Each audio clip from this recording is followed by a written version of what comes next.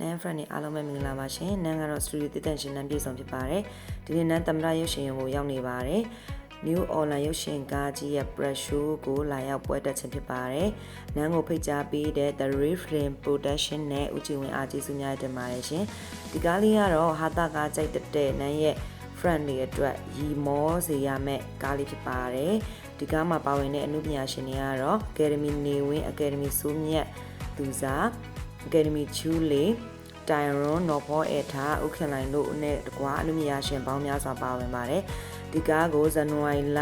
6ရက်နေ့မှာ press show အနေနဲ့ရုံတင်ပြီးတော့ဇန်နဝါရီလ9ရက်နေ့မှာတနိုင်ငံလုံးမှာရှိတဲ့ရုပ်ရှင်ရုံတွေမှာကြည့်လို့ရပါပြီရှင်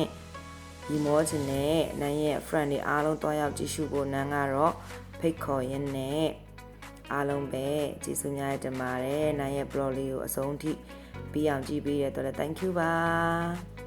အားလုံးကျေးဇူးများတင်ပါတယ်ရှင် bye bye